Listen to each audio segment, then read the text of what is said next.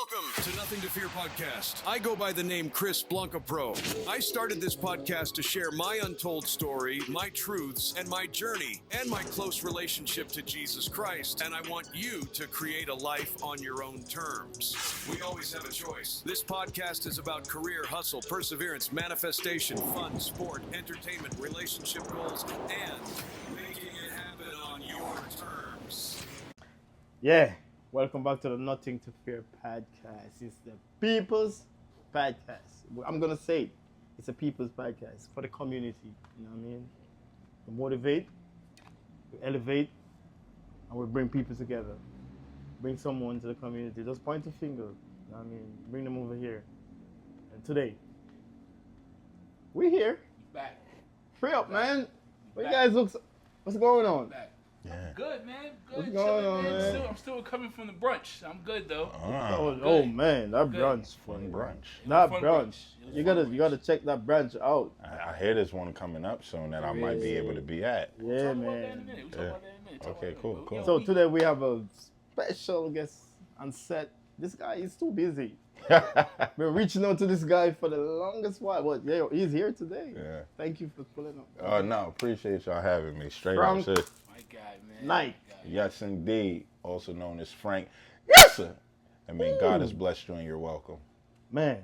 Chris, what's good, When boy? you go to the nizza part, where you like Let me you sneezing, just say. when you sneezing and say I kind of like that, like as you said your name, like you like Frank Nitz, and throw to that, it's like yo, I kind of like that shit. Nah, it wasn't even like that. It was just like this is like probably the most boring story to how I came up with it. Fuck it. It was just like when I came up and I was like, yo, Frank Knight, and then it was some and also like, and I was listening to like, I was like, you know, like Wu-Tang got like, I'm gonna do mine like for Frank Nizza, but since my name it's not gonna be NZA because I got K-N-I-G-H-T, so I'm gonna do K-N-I-Z-Z-A, and then one of my boys was like Nizza, and then I was like Nizza, like, Listen. yeah. Listen. You might not. A lot of people know who's Frank Knight, but you all might not know who's Frank Knight. But you don't have to be popular to be famous. But this guy, he's doing it.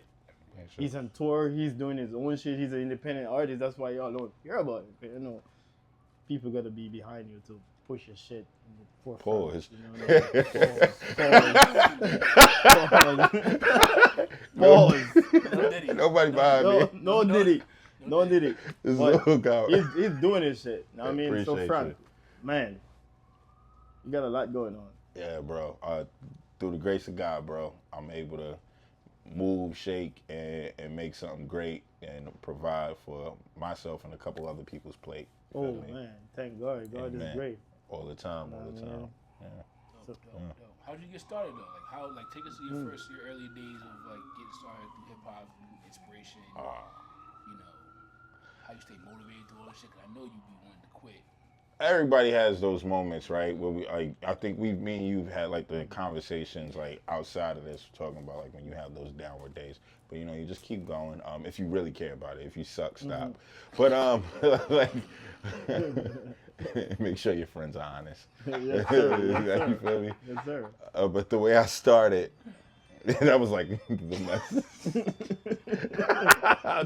Hope that's picked up on the microphone. Yeah, so the way I started was when I was in junior high school. As early as far as my hip hop origin story goes, being about like 11 or 12. And, you know, that's around that age, like puberty start kicking in, and then like you do away with semi-childish things, like you start looking at girls a little differently now. You just feel like, all right, yo. It's like now it's more than just your big forehead. Like it's like it's something about you. Like, you know what I mean? Like I'm looking at your forehead different. Yeah. Like and you know, yeah, so like just certain interests and things would happen. And then like I noticed like me and my friends, we kind of started like parting ways with our interests, because like I'm such a creative, understanding that like I still appreciate it, like watching like cartoons and animation, and like I was still watching wrestling and stuff, like because I just love the artistry of certain things. Not to say that it wasn't creative, but I just looked at things in a different depth. And everybody's into like, all right, we both like girls and stuff. And then when it come to like sports, like they was more into sports. They like basketball, football. I suck at sports, bro. Like oh no, definitely. Like I'm not going. Don't pick me on your basketball team. I can commentate. So like, but yeah. So because of that, like I realized I was like, I'm not into the sports like that. But when it came to music, that was like the closest thing that I could just find myself still relating to my friends, because I was good with creative writing. Like that was like one of the things in class. That was like the fun thing to do. So then when it came down, I just started going to the lunchrooms, freestyling, just showing like, the lyrical prowess. And then everybody going, oh, that's crazy. Everybody making the clips grinding beat on the lunchroom tables with the pen and pencil. It's that exact, yeah. I wonder what they played before the clips. That's the only all through high school, everything. Yeah, that's where the motivation starts. That's exactly. You know what I mean? So from there, then I slowly found myself having an affinity to the culture of hip hop, and then doing more depth, because right then and there we was just listening to G-Unit. 50 Cent is like he's in my top 5 because 50 Cent is like the rapper that I first started listening to, and then as my palette expanded, there was other artists, but yeah. So that's how the origin started, with like just getting into hip hop, and then going to studios, recording, then networking, and going to open mics, and this is all through a course of years. Like the first performance I had was probably when I was like 18, 19, and then I remember like sneaking into like the Pyramid Club, like because security was cool. Like he let us in. He was just like, yo, he believed in young cats chasing their aspirations and their goals. Yes. And just not even chasing, going after what they wanted, right? So like shout out to Doug, like from Pyramid back in the days. And yeah, just doing that, taking shows, like going online, finding like Facebook, going to like Bowery Poetry Club, posting videos of freestyling, hence how I got to meet this guy, like because he was supportive of just the journey, and then he actually popped out to the show, and just slowly but surely just creating a network, and just taking any opportunity, having that hunger and thrive to just be like, yo, I'm ready for anything and everything, like let's get it. Mm-hmm. I mean, how we met is a little more creepier than that. But yeah, nah. This guy's a weirdo, bro. He's like, hey. Oh, New York, man. I like your so music. like, how New York, man. How me and Frank met. Yeah. I tried to get you out. Nah, it's I want to hear from Frank. How me and Frank met was like, I was starting a magazine. He's denying you. I was starting a magazine company at the time. We're not gonna name the name. We're gonna leave that. I mean, you just got a lot of taste with your stuff, so like.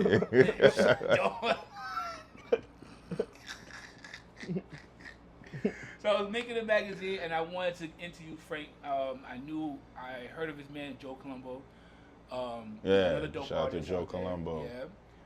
And then I ended up stumbling on his page on Facebook one day, and I saw like he was freestyling. I think it was a Biggie beat. Good morning. Me and my boy guys playing. Okay, yeah, that was it. And then I was like, oh, this guy's he's actually pretty dope. Yeah. And then I hit him up one day and said, yo, if you don't mind, I want to do an interview with you, see what's going on, tell your story. And then he invited me out to the show. I pulled up. I fucked with it since then. And pause. And then, rest is history now at this point. That makes it even more creepier, because no interview ever happened. Nope. No, actually it did. No, it did. When did you interview me? Right now. It took about. They say he's capping. It took 10 years. He's not capping. He interviewed you now. You can't I had to formulate the right questions to ask you over the years. He's been building this document. I've been a passion project. Oh, man. You know what I'm saying? My man is capping. I was about to say. It's safe to say that 50 Cent influenced you then. As an artist, right? Yes. My favorite artist, though, it goes between the top 3 for me, and it's been said in the Jay-Z "Where I'm From" song. Biggie, Jay-Z, Nas. Some days like it's like Big, is my favorite, Jay is my favorite, then Nas is my favorite. Like I tell people my top 5, Biggie, Jay-Z, Nas, 50 Cent, Lupe Fiasco. That's my top 5. Man.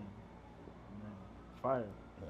So you take something from each artist. Yeah, and like Lupe was like somebody I started listening to when I was in high school. That's when he came out during that, the Food and Liquor F&F series, and then the Cool and all of that stuff. Like, but his mixtapes were so genius. I had never heard nobody rhyme like that, and the subjects and the spins that he was putting on stories was like really, really cool. Like, yeah. So what is some of the struggles? What are some of the struggles that you face during your whole transition in the music? Well, all right. So one thing I could say, at least being an artist, is the first struggles. I would just dive into this, transitioning from just being a nice lyricist into a songwriter, because I used to just freestyle all the time, right? Yeah. But like structuring and composing songs, and then knowing not that you don't have to die on the hill for every word, like to protect the integrity of the song, because sometimes like it's, your art is your baby, right? It's like, and the same you probably understand even just like as a photographer sometimes, right? You probably get a little more leeway with it, but like you capture all of these photos, but let's think about what you're posting, right? You capture all these photos and you're like, damn, I really like this one, but I really like this one. But I just can't keep posting the same thing from the same shit. Yeah. Like, so I gotta narrow it down. Same thing with lyrics and words, right? You know, I gotta narrow it down to what gets the point across, what tells the story that I'm trying to tell the story in the most impactful,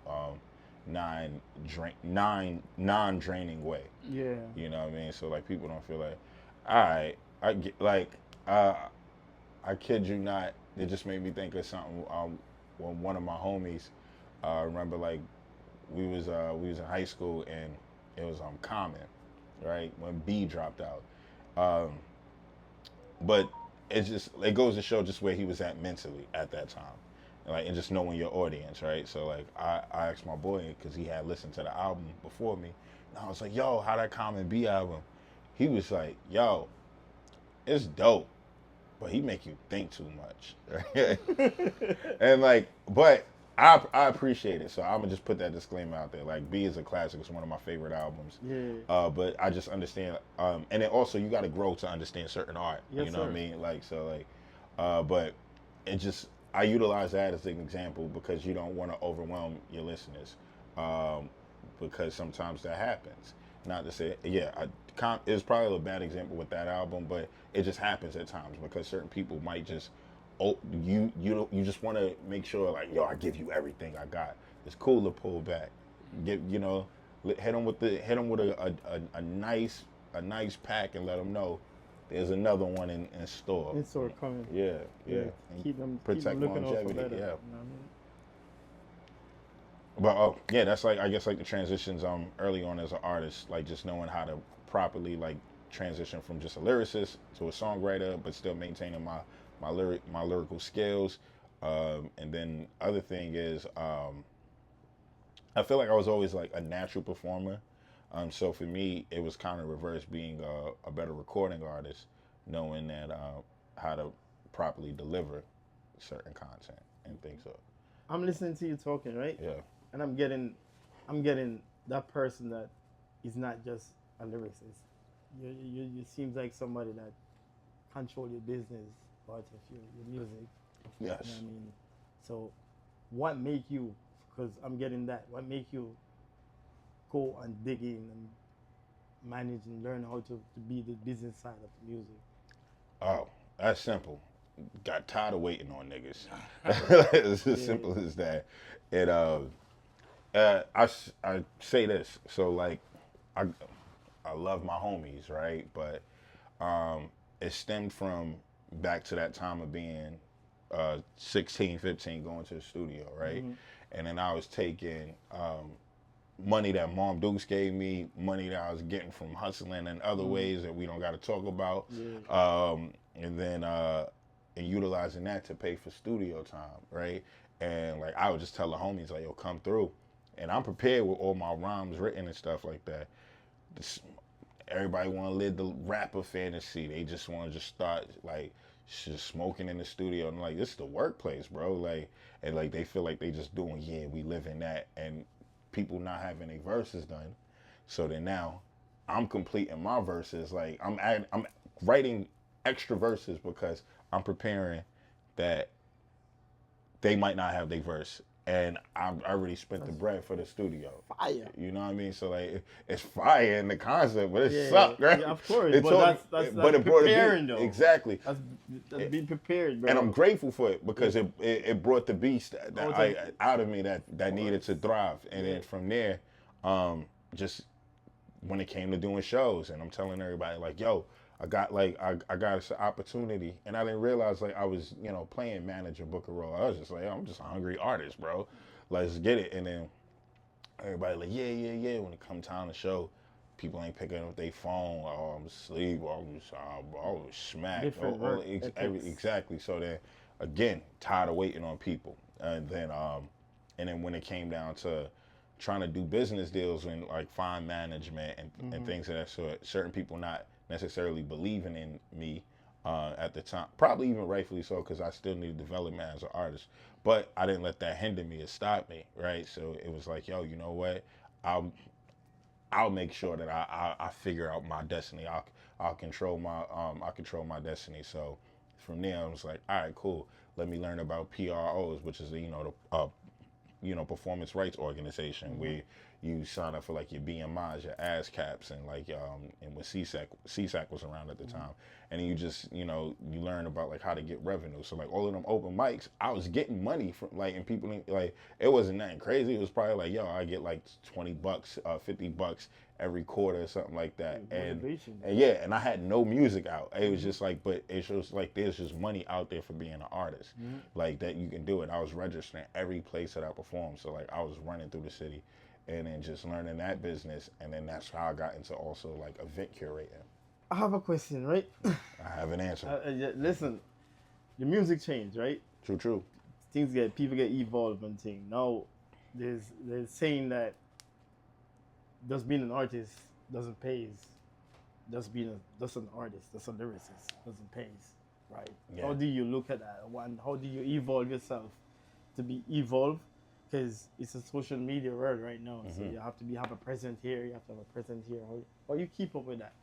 So, all right, that is a very, very important note, and I'm glad you even asked that and brought that up, because when it comes down to being an artist, it necessarily for me, even coming in the game, is I would say like I really stepped my foot in the game around 2013. I was in the scene earlier on, but like that's when I feel like, all right, I'm here full throttle. But I gratefully had to understand that music is an elevator pitch. Like it's there to get you seen, to attract the audience, to be able to leverage your celebrity, leverage your brand, to be able to get you sponsorships, deals, act like skip through the lines. Like, and shout out to our actors and actresses. And I know it sucks when people skip the line, especially if they're not deserving of the spot. But it is what it is. It's the game, right? To be able to get yourself in certain positions to make things happen, right, for yourself. So like that's what, like people like, oh, I know such and such. Like, look at Mos Def. Yeah, he's in that movie with Bruce Willis, 16 Blocks. All right, I'm a Mos Def fan. I'm going to go see that. And then like, all right, 50 Cent, Get Rich or Die Trying. That's a dope album, one of my favorite albums. Oh, there's a movie, Get Rich or Die Trying. I'm going to go see the Get Rich or Die Trying movie because I like 50 Cent and I like the Get Rich or Die Trying movie. Eminem, 8 Mile. He been talking about being this all his whole life. Like, so just, and I'm utilizing those as examples. Of course. And then you get like your Nicki Minaj's and you be like, Barb, I'm a Barbie, blah, blah, blah. See, she gets, she's in the Barbie movie and things like, and that's been her brand and whatnot. Then you get like Rihanna. She was so smart she became a billionaire without her, it being her music. Exactly, without singing. No, but her singing put her in a position to be able to attract that audience, and they'd be like, yo, I'm here for it. Like, and you know what I mean? So now her Fenty Savage line, billionaire, right? Like, where all of these things, like Kanye, Yeezy, like everybody pivots into, you need, no matter what in this world, right? I was always taught you gotta have multiple sources of income. Like, yeah, you gotta. Very, very, word very to Wu-Tang, important. you gotta diversify your Very- bonds, of son. course. Like, That's why I'm not. It's not my interview. It's yours, right? That's why I'm gonna take a time out to just share this with the Go ahead, audience. man. That's what we. It's a conversation. It's not a even conversation. Really, You know what I mean? So, I'm a barber. So when COVID hit, I was like, We just I talking see about that. I this, see that shit coming. I saw it coming. Yeah. Right in front of me. I was like, barbering is gonna get watered down. I can't be a regular barber in Brooklyn because every black you got like 2 barber shops and shit. Yeah. So I don't want to get caught up into just cutting hair. So I want to be different. Yeah. You know what I mean? So I use my skill. I make sure I spend time and develop my skill, and then I add other stuff to it. You know, so I separate myself from the regular barbers. Yeah. Not looking down on anyone. Yeah. I'm just trying to educate you all. You know what I mean? So I start get evolving. Then I start doing my own products. Yeah. You know what I mean? I take my time. I don't only cut here. I offer experience. So I start separating myself and putting myself in a little corner. Now I start doing my own brand. So I have multiple sources of income coming in. Yes. You know what I mean? Because I see it's still going to get worse. Because I see it. Because I really, really observe and I pay attention to what's going on. You know the Because layout of the land. Most people don't care about their haircut anymore. They will just go and do their shit in the bathroom. And I know that for sure. Because I started doing this, during COVID, right? Is it during COVID? I was observing Instagram. Yeah. Not Instagram, Amazon.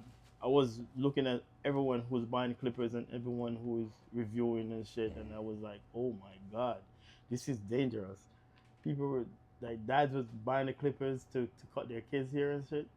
So they develop over time. They develop and start getting better. Yeah, getting the skill set. And it's like, I should have been doing So this. they do not want. And the haircuts got expensive. And then haircut got more expensive. Yeah. And then for you to be expensive, you have to offer a whole package. Yeah. You can't just cut hair and say you cut hair for $50. Yeah. You gotta bring. It's gotta be elements like, to it. yeah, You gotta have a other prostitute or stuff. something. Yeah. Like you lay down and you just get whopped. You know what I'm saying? So I had to see. I know I'm targeting. I have a target audience. I'm looking at entertainers, celebrities, because they need a haircut. Yeah. And they lazy. And they're lazy. I got money. Why would I do anything? Exactly. myself? You know what I'm saying? I pay you to do what I don't want to do. So then I get evolved and I start pushing stuff on you. So like I said, it's not about me, it's about you.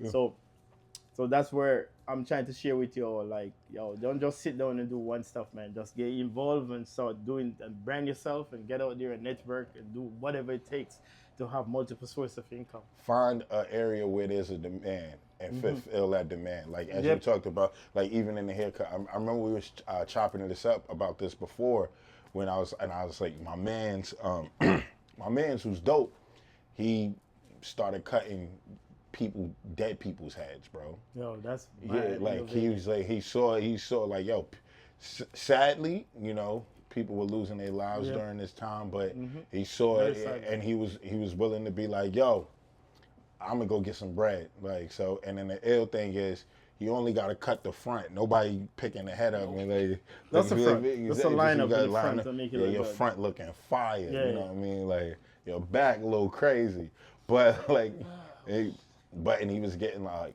he said it, yo, bro, I'm getting like $100, $200 a head. And he's like, I just throw my headphones on and I just be cutting, and that's that, and just lining it up like straight like that. So like, that to me that was ill. Like, and he was still doing cuts in his backyard, his crib. I remember it was one time he was like about to give me a cut. And he's like, oh nah, those the dead clippers. I ain't gonna give you. I was like, yeah, don't put that omen on me. Like, oh man. But like. Yeah, but shout out to, I don't even know if you want me to shout out my bro. Like, shout out your bro. Shout out to you. You're a genius. You know who you are. He still cut my hair to this day too. What's it? Hear this one. Are you signed? And why aren't you signed for major label? You say just answer it. On that note, actually, We're gonna take a quick break and come back to that question. That right question. Was this recording? Yeah. Maybe it wasn't. We'll find out next time on his No Fear podcast. Nothing to fear. Nothing to fear podcast. My bad. Nothing to fear. All right. there. I'll fix it. We'll be right back. We'll be right back. Welcome back to the Nothing to Fear podcast. We're back. I mean, we're gonna go back to Frank and the question. Yeah, you're not dodging this one. You're gonna explain to you all why he's not signed and why he's signed. If you're signed. I just got dying, bro. I'm here. I'm back. Let's go. Yes. Why is you not signed and why is you signed? They gonna think we was getting high in a commercial break. Yeah. It's like, what in the Pineapple Express? So Yeah, as far as like why there's been no opportunity that seemed worthwhile. You know, the times that I've had conversations with potential candidates to have the ability to sign me, the deal just wasn't in my liking. yeah, It wasn't favoring you. Exactly. And just what was being offered to wasn't worth it. Like, I'm cool with something being in someone else's favor, especially if they have like more of the leverage, because that's how it's gonna go in the beginning. Like with the labels, the reason that they ask for so much, at least I feel in the beginning, and then you should be able to negotiate once you've established and shown your worth as a commodity or entity, right? Then you can just talk about that. But in the beginning, if they got the distribution, they got the connections, they can give you these runs. It's up to you as the talent to capitalize and show like, yo, I'm worth it. But a lot of times they try to just take advantage of that. So because of that, I chose and preferred to stay independent. And I'm always open to a conversation. Like, that's really what it comes down to. So, like, I know certain people like, stay independent forever. I mean, yo, if there's something that's beneficial, especially now in this era, like before you had your artist development, right? You had things where they wanted to take artists and give them the opportunity to like be fully like formed before they put them out there and just be like, yo, we gave you your runs, we was working you through the chitlin circuit. Now labels don't care about that. They my bad, bro. They just want to cut costs. They want to just be like, oh, we only want people who already got an established audience. That's right? what they want. So you come in with that. The good thing with somebody with established audience, you already come in with leverage, so you can finagle a deal that works to your liking. It sucks for the talented introvert who is not being catered to, like before when you have certain artists, right, where they're like, nah, you dope, we see that, you just like, you a diamond in the rough, we gonna polish you up, clean you up, and just put you out there. Certain people do need help to get their artistry out because there's a lot of talented people, but they just like socially awkward and whatnot. I remember having a conversation with a woman who worked at Def Jam, and she told me and my boy Tech, she was like, yo, you guys are like really dope. Like, and this is just a conversation with us. And she was like, I could tell you guys are like talented. And she was like, we don't take interviews, we don't take meetings with anybody that has less than 100,000 TikTok followers. Word. And it was just like, it was like, that's kind of crazy. And it's like, they really don't, she was like, it sucks. They don't really care about the art no more. Yeah, they want to make sure you have something, you're bringing something, like you have an opportunity. Exactly. An audience. They want your audience. I got a friend, she's a phenomenal artist. I seen her draw and bring out 200 people herself.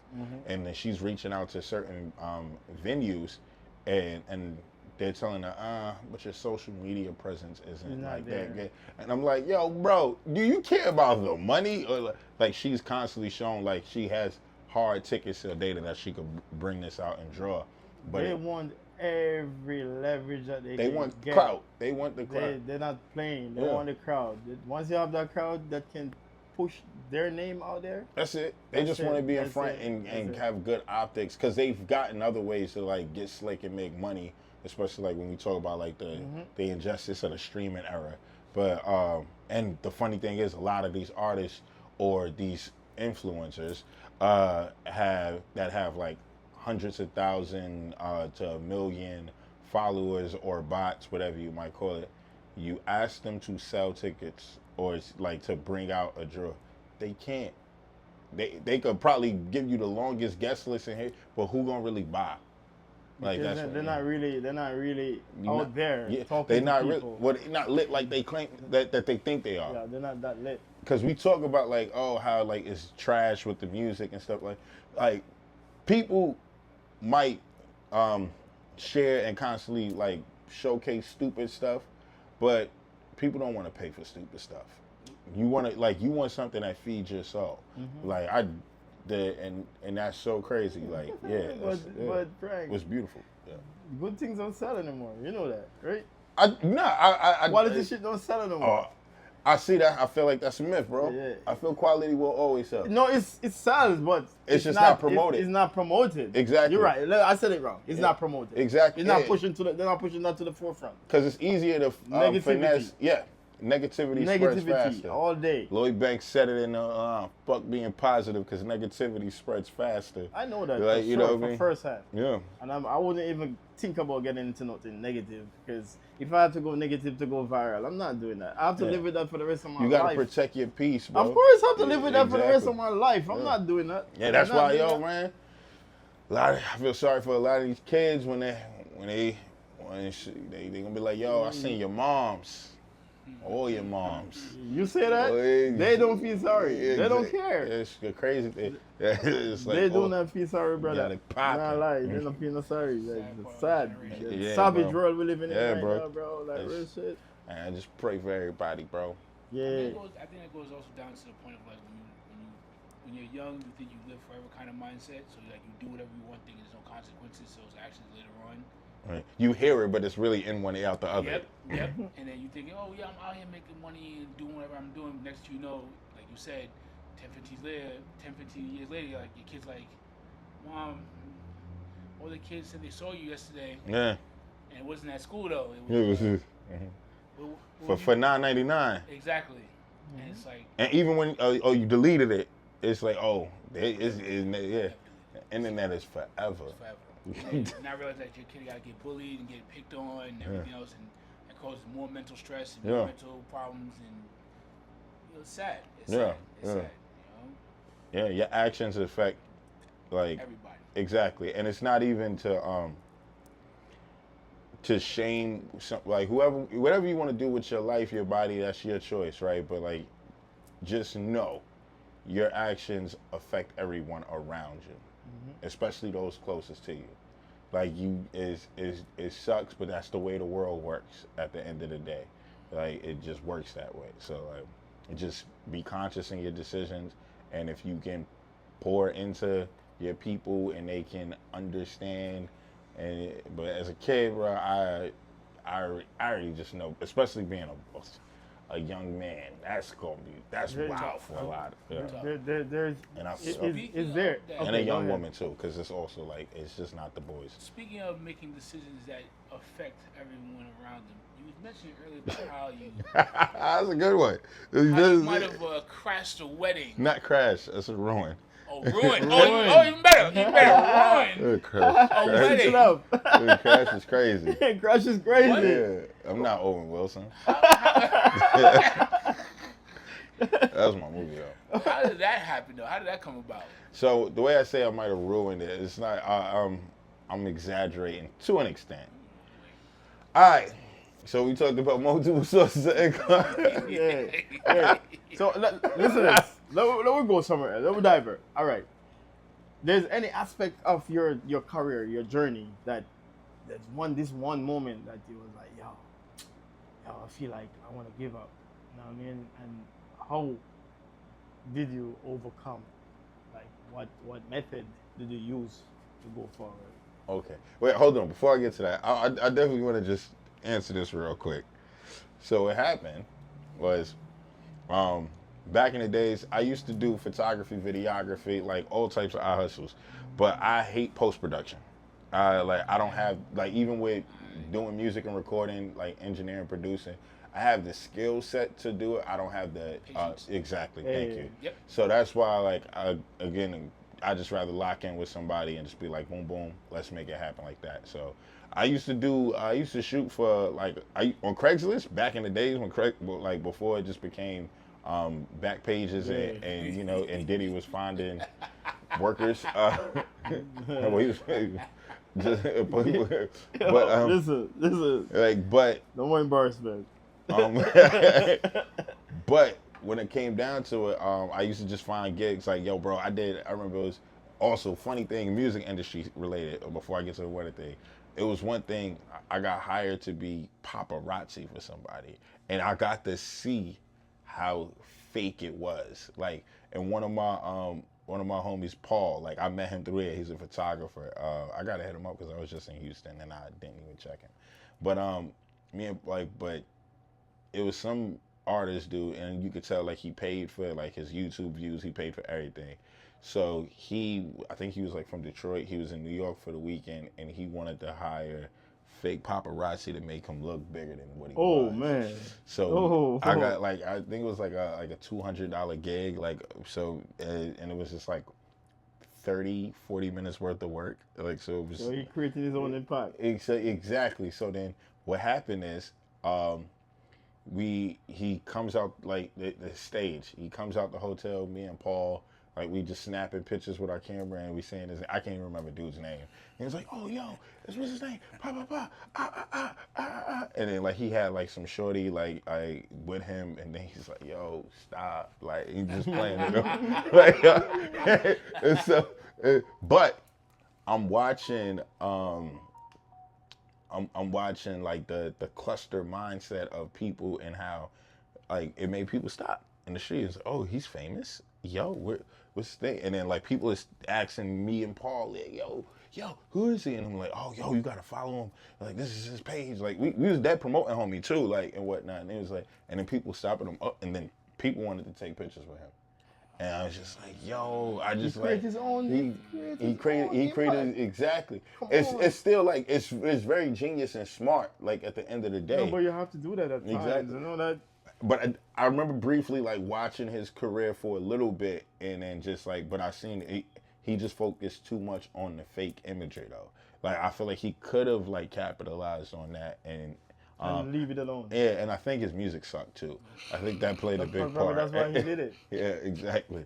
Yeah. Like but it's like, but as a marketing, that's a genius mind, right? Yeah. Exactly. So, all right, doing Craigslist jobs like that. Me and my boy Smooth, who created the company Underground Advocates with me, like we shot this big festival called Taste of France over in Bryant Park. It was like, mad people, and then like and just all of these odd jobs. And then there was this one wedding job, right? And so it was like, hey, can anybody live stream this wedding? Because my wife, her family is from. Her family in the Philippines can't see it, so like he wanted like a white dude. Exactly. So I was like, I got a webcam. I'll be on Uvu with. You didn't tell him you can. Yeah. So you got Yo, bro. This is how you know how old this is, bro. So like, cause Uvu was still active at the time, like Tiny Chat, Uvu, Skype. Remember, Tiny Chat is where the real 360 started. Mm-hmm. So then I was like, yeah, I just took the joint, took my little my laptop, and I think it wasn't even a Mac laptop. It was like a Windows desktop, like laptop, not desktop, laptop, and I just brought it over there. You just demoted Windows. It's just like this is like before, but I didn't know I didn't have the proper. I'm not gonna just like. Stunt on Windows like that, but like I didn't have the proper like just PC, yeah. Pieces. Like it didn't have like I don't like the bits and whatever. Like anywho, so then I bring my little webcam with, hey, and then I was just plugged up, and I had my what you call it? I actually had my camera, my DSLR. At the time it was like a Nikon D5100, and then and I was like, all right, so cool. Let me just like, I'm snapping pictures. And they had like an actual real photographer, bro. And I got like 800 for the gig, bro. And then the webcam was working. And then, so this is what happened is, so you see how I stopped you from doing something crazy one time? Yes. Didn't stop myself. So I'll tell you what happened. There was this, when we was done, it was like, all right, everything is cool. It was good. And then, what you call it? So then, the wedding was done, and he was leaving, and then like one of the photographers left this $1,000 lens. I took that joint, bro. Like, yo, in a church. You just telling him so. I'll tell you how it goes. I took the joint, right? And then, like, I was like, yo, I came up, bro. This guy paid. 800 for the 1,000. 500 in the streets. This is easy come up. Facts, right? So then I'm sitting there, and I'm in the crib, bro. And then I'm like, and I told my moms, and too, she was like, word. And then she was like, nah. And I was like, yeah, I'm wrong for this, bro. Like, cause homie had messaged. She was like, yo, did anybody see like this lens? My guy, he lost it. And then I just texted, yeah, I took it. I was looking for the photographer, but all you guys were gone. So I just lied. But I was like, I mean, you lied in a good way. Yeah, I was like, yeah. Back. So what is good? Covering real quick. I was like, I didn't know they had cameras in that church. So back to the. But hold up. So this is where how it gets ruined though. The wedding. Like, so then I go to I meet him up in Union Square, and then the guy goes, hey man, so my wife's family said like they heard the audio, but the screen was black. And then I said, oh yeah, nah, it fixed later. Like that's how it's just like sometimes it get crazy, but like they can rewatch it after. But the screen was black the whole time when I was filming it, and I was trying to figure it out. That's crazy. That's crazy. That's how I ruined a wedding. You ruined. You didn't. Been there before. You ruined the. I definitely. Yeah, you ruined the streamers. Yeah, I ruined life. The Like. Yeah. I recorded an entire show one time, but I didn't press record. Yeah. Oh, it be those. I've been there. Whole screen's on. I'm looking at the camera. Oh yeah, I'm recording. And it felt everything fire. It was flowing. Oh, fire. SD card check. Blink and shit. I was like, all right. So that I lied. Say corrupted file. That's it, bro. Corrupted. My bad. Sorry. Yo, sometimes like you just like yo, bro. I was like, I ain't gonna see him again. If somehow, some way, there's like they find this in this video, my bad, y'all. He'll shoot your next wedding. That camera over there, the red light is blinking over there. Red light on the camera is blinking. Oh yeah, it's blinking. It's blinking? Yeah, it's like liar. It's good. We're gonna take a quick break. Yeah, We'll right and back then we'll to check finish the up. equipment before we have a malfunction, yo. Yeah. We don't want no, We just started talking about bad camera faulty stuff. Just double check that. It's like, Yeah, you get carried away with that. The camera was like, time out. Yeah, we're back. Nothing to Fear podcast. Like, share, and subscribe. So, Frank is gonna answer a question that I asked him earlier about what are the struggles. What if you've ever reached to the point in your career where you feel like you want to quit? Mm-hmm.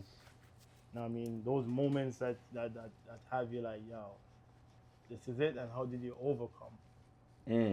Okay, so, I think the biggest thing that happens with anybody as a professional or like pursuing any field that they want is like when you have set goals for yourself, and I try to remind myself of that classic saying, if you want to make God laugh, tell him your plans, right? All the time. Right? So it's think about like, yo, we always say like, all right, at this age, I'm gonna do X, Y, and Z.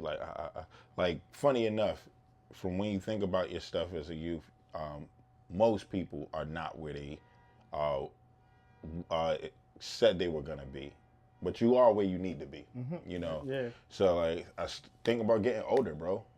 You know, as Father Time keeps ticking, and you just be like, and then you just start going like, yo, I want to have this accomplished at this time in my life, and I was like I remember I talk about 50, my favorite rapper, or one of my favorite rappers, right? And then he had I remember he had a line in one of his earliest songs before he got shot, and he was like, "If I ain't rich by 26, I'm gonna be dead or in jail," right? And he named the album "Get Rich or Die Trying," and it dropped when he was 26, and his like life is like changed from there. And I was like, wow.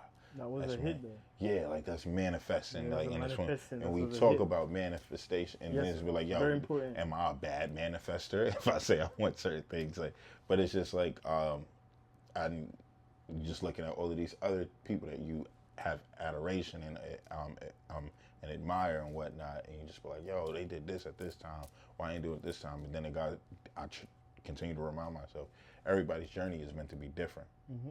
You know, it doesn't mean like, yeah, we probably could have pivoted and made certain things, but you needed to get to, you like, life is, I feel it like in my heart of hearts, bro, and to the soul that I am, to my entire being, my essence, that everything is happening as it's supposed to, because you need to impact every domino, right? But it doesn't mean that you're not giving a bit of leeway to make certain decisions for yourself, and you're not given that opportunity to step in your purpose and walk in your purpose properly.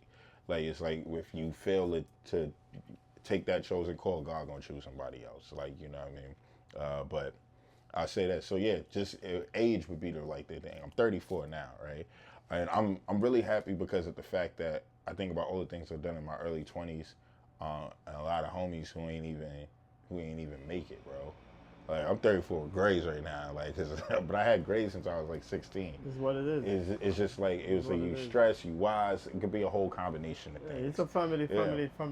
And genetics and stuff like that, you know. But but it comes into play with just feeling like you. And I put this in a song, like in a line.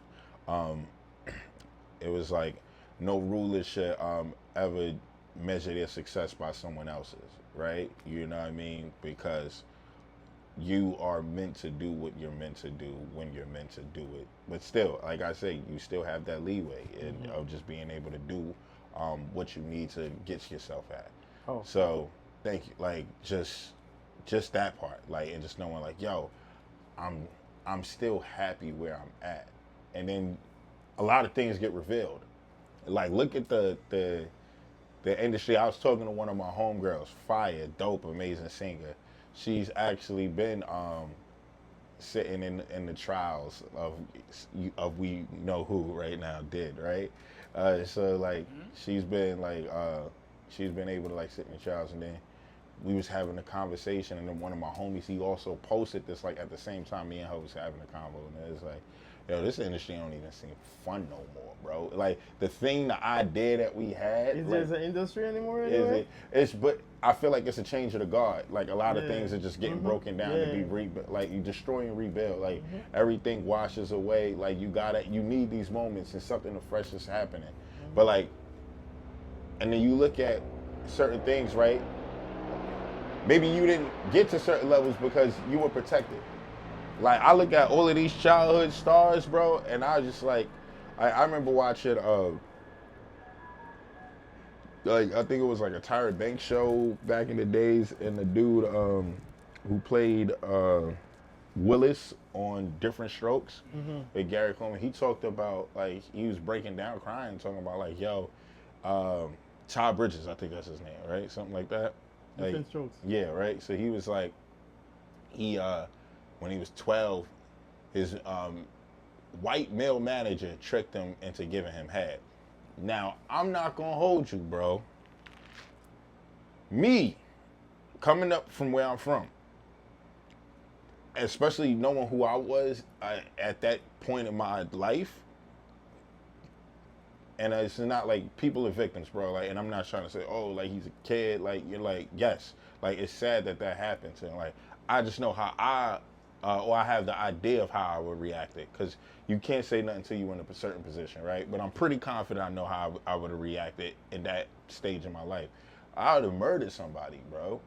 And then God forbid. Exactly. And then you start thinking about, like, all right, that time and that era, like, that's like the 70s and stuff. So like, you could have got me like, oh, black kid kills white a hero, and then he's in prison, and you're like, no, nigga tried to rape me, like, and stuff like that, and there's people doing these power plays. So I go back to say everything and say all of this is the fact that you don't know what God protected you from, like why you ain't hit certain things. Like maybe it's just like God ain't want you there, you know, like just because like knowing who you are, knowing how pure you are, knowing how real you are, knowing how raw you are, like it could have just got real bad. You said it earlier. Yeah. Everyone is exactly where they're supposed to be in life. Exactly. That's where you. Yeah. That's the seed that you plant. Exactly. You know what I'm saying? Yeah. So, do you have anything in the pipeline? Working on? Well, right now we just dropped a new album, the Glenville Project Phase 1, produced by my brother Young Nostra. Phenomenal, amazing, super producer. Like this project has been getting a lot of dope love and praise.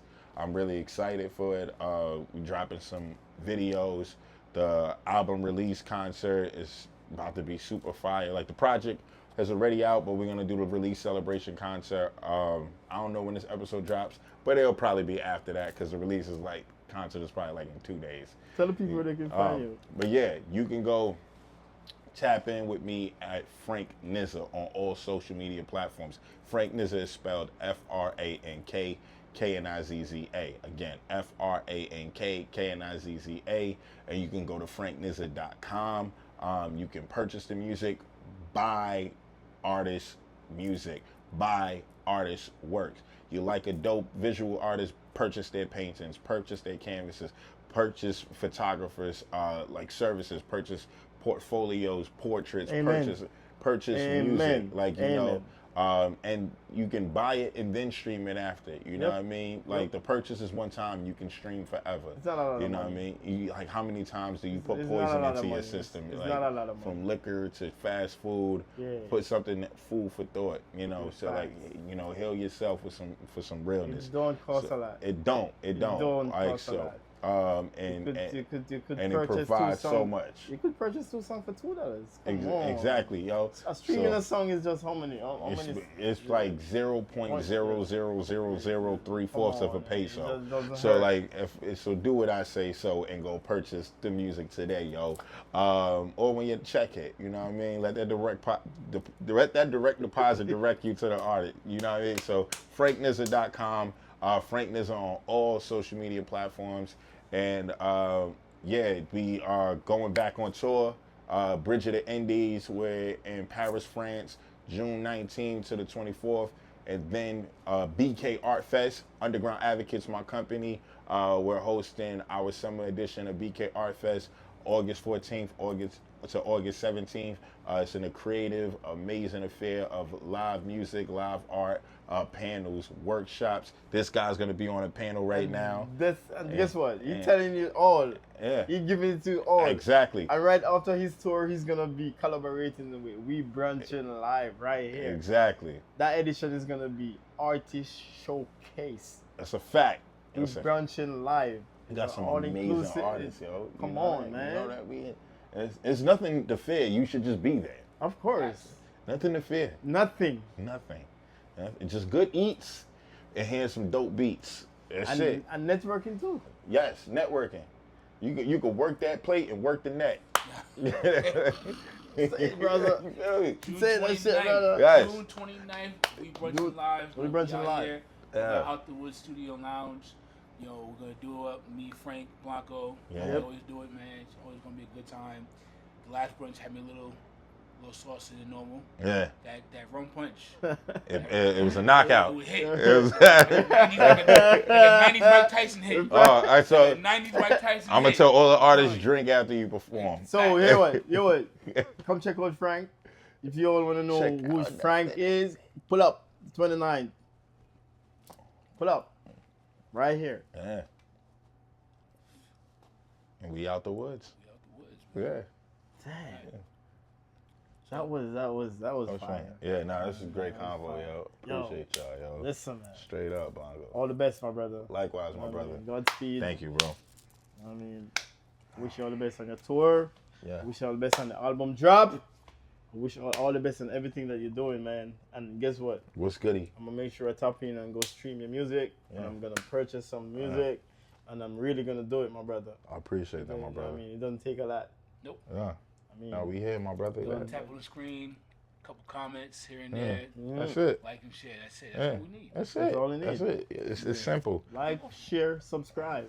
Unless you losing your thumbs. And, It's, subscribe. Just press that subscribe Fucking button. yeah, yeah, exactly. We're not gonna go negative. Yeah, We're gonna that's keep right. it positive over here, cause I don't wanna go viral, going negative. I wanna live with all of that for the rest of my life. Finax, You know bro. what I mean, you understand what I'm saying? Finax. Yeah, that's what it is, man. So it's a Nothing to Fear podcast. This is my producer over here, Mr. Anton. You know the vibe. I mean, he's in his Knicks cap right now. You know, guys still support. It's a black, so like it's We know why it's Yeah, black. though. it's We know why it's black. yeah, It's, it's the got to mourn, man. Got to mourn. Yeah. It's season. they got pretty close. Yeah, pretty close. Yeah, so you know pretty what? close. But that's not good enough. Yeah. Nope. So Struggle is real right now. Yeah. The coach's struggle is real right now. yeah, they kicking out like you're all failures. They really fired that man. That's crazy. He got him to the like as close as I'm they've gonna been be honest. in a minute. I don't think he could bring them any further. So I don't think it should be that crazy the way they part ways, but my take, I don't think he can bring them any further. Yeah. I think it's a roof. It's He a hit the ceiling. thrash. Yeah. That's a ceiling. That's it. I don't think he could. They could have gave that man one Nah. because he got him that far. Didn't he get into the semifinals last year, or was it conference finals last year too? I want to be honest with you, Chris. Because I remember them getting hyped for Yo, like last year Anton, too. Like, this is a Knicks. I bet if they had keep him and he do the same thing, they would have won to cut his neck next year.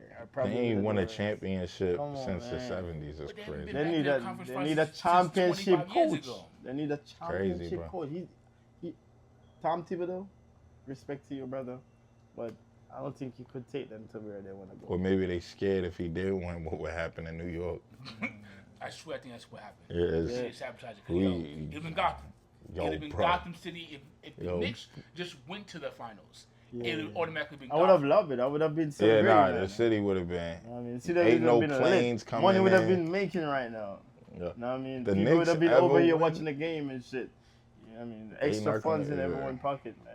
A simple Knicks flag, they could have just sell some A shirts. Knicks flag go crazy. Come yeah, on, bro. Yeah. Come on, it's good for the city, man. Put it Nah, on. that's what it is. Like Put it on for the city. New York, oh man, we could turn into a whole Anyway. animal. Until next That's time. crazy. Nothing to Fear podcast. Thank you for pulling up, brother. Appreciate you, my brother. That's crazy, y'all.